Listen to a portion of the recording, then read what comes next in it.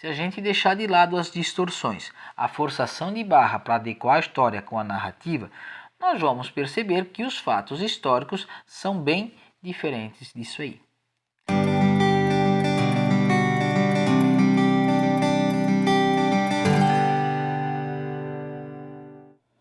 Fala pessoal, tudo certo?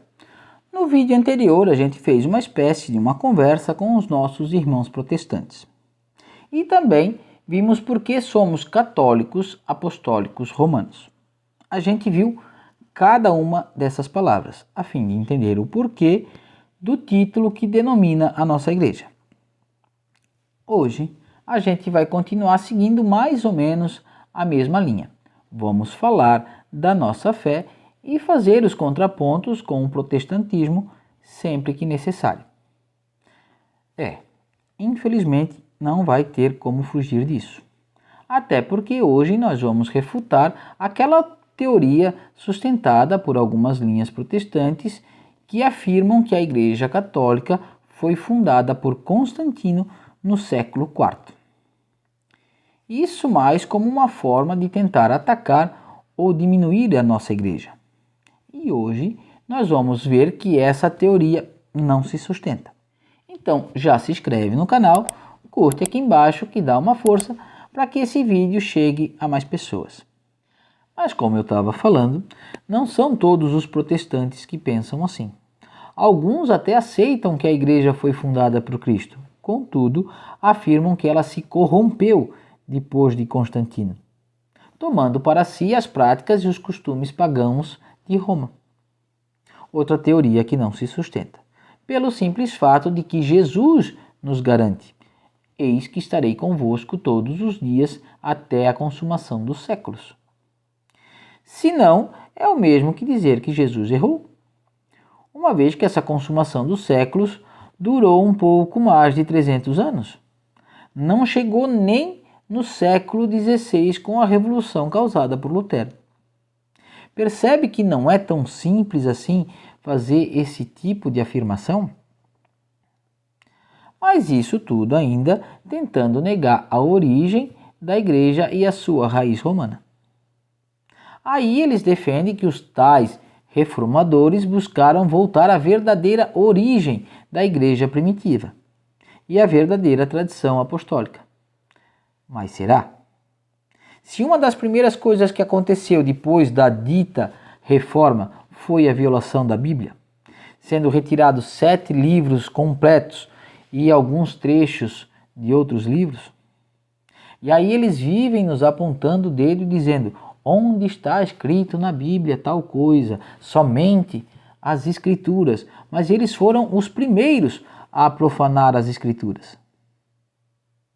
Nós não vamos entrar em detalhe agora, até porque eu planejo fazer um vídeo para falar exclusivamente sobre a formação do cânon bíblico. Mas, em resumo, nós podemos dizer que os protestantes usam a versão da Tanakh para o Primeiro Testamento, enquanto nós católicos usamos a Septuaginta. O Segundo Testamento é igual, tanto para nós católicos como para os protestantes. E por que nós católicos usamos a versão da Septuaginta? Porque é a versão usada pelos apóstolos. Duvida? Então olha só. Se não me engano, existe cerca de 350 citações do Primeiro Testamento no Segundo. Dessas, 300 são da Septuaginta.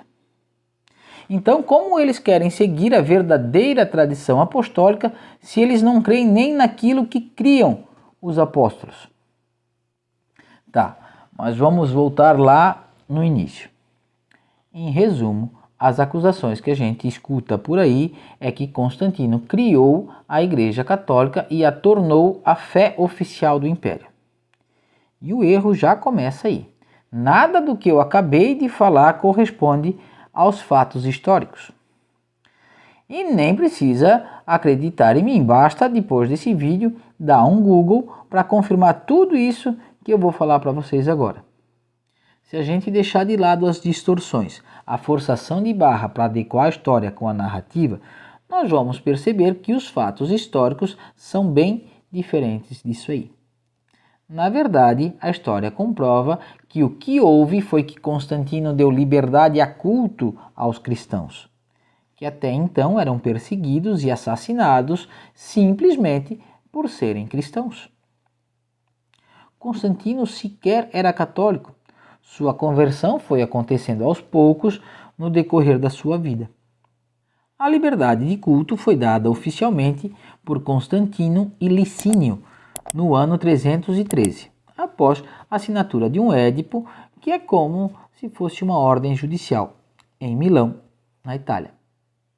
Já em relação à conversão de Constantino, pode-se dizer que começou no ano 312, após a visão que ele teve antes da Batalha da Ponte Mívia, da qual ele saiu vencedor. E foi sendo construída e amadurecida ao longo da sua vida, sendo batizado já no leito de morte, que era uma prática comum da época. Vindo a falecer no ano de 337. Marquem essa data. A fé católica viria a se tornar a fé oficial do Império no ano 380, sob o imperador Teodósio I, ou seja, 43 anos após a morte de Constantino. Está vendo como os fatos desmontam totalmente a teoria? A gente também não pode esquecer da primazia de Pedro, que é mais um fato, talvez o principal, que refuta totalmente a teoria de Constantino. Claro que eles negam, dizendo que inclusive Pedro sequer esteve em Roma, e que a pedra que Cristo se refere na verdade não é Pedro, mas sim o próprio Cristo. Isso porque está escrito com todas as letras na Bíblia, palavra por palavra. Tu és Simão, filho de João, serás chamado de Cefas, que quer dizer pedra, dando conta da missão que Jesus lhe daria, de ser a rocha onde ele construiria a sua igreja. Agora, se Pedro esteve ou não em Roma, o próprio Pedro nos responde. 1 Pedro 5,13. A igreja escolhida de Babilônia saúda-vos, assim como também Marcos, meu filho. Onde fica a igreja de Babilônia? Ora, em Roma. É de conhecimento comum entre os estudiosos que Roma era tratado como a grande Babilônia entre os cristãos.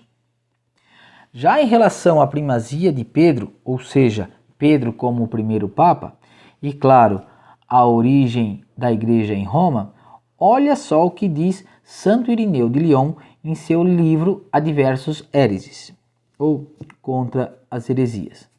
Vamos ler. Mas visto que seria coisa bastante longa elencar numa obra como esta as sucessões de todas as igrejas, limitaremos à maior e mais antiga e conhecida por todos. A igreja fundada e construída em Roma pelos dois gloriosíssimos apóstolos Pedro e Paulo.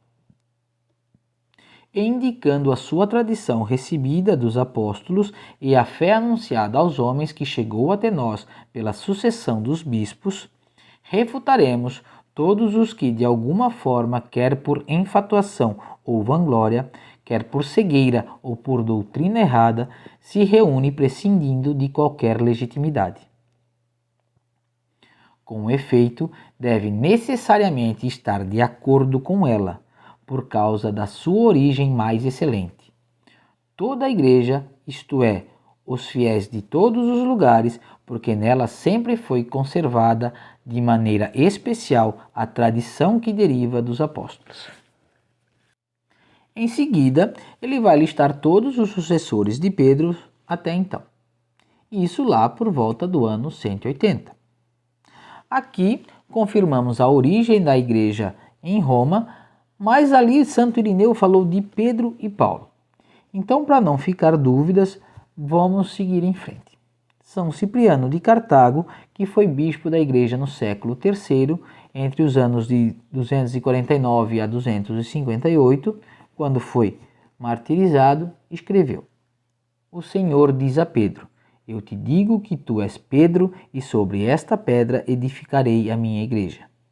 Sobre ele, como sobre uma única pedra, o Senhor quis edificar a sua igreja. São Jerônimo, o mesmo que traduziu a Bíblia do grego para o latim no século IV, afirmou: a igreja está fundada sobre Pedro. Embora em outro lugar o mesmo poder seja dado a todos os apóstolos e todos recebam as chaves do reino dos céus, contudo, entre os 12, um é escolhido para que, pela instituição de uma cabeça, seja evitado o cisma. Já São Leão Magno, no século V, declarou: a solidez da fé que foi louvada no príncipe dos apóstolos permanece inabalável, assim como o que foi dito a Pedro permanece também em Pedro. Assim também o que foi conferido a Pedro permanece em seus sucessores. Isso para ficar somente nos primeiros 500 anos da história. Vocês percebem como está tudo entrelaçado? Como é bonita a história da igreja e como ela vai ganhando forma com o passar dos anos até chegar nos dias de hoje? É realmente impressionante. Quanto mais eu estudo, quanto mais eu conheço da nossa igreja, mais eu me convenço que esse é o caminho correto. E vocês concordam comigo? Então se inscreve no canal para a gente continuar aprendendo juntos por aqui. Aproveita para curtir, compartilhar com os amigos e comenta aqui embaixo se vocês estão gostando do conteúdo. Eu vou ficando por aqui, um grande abraço e até o próximo vídeo.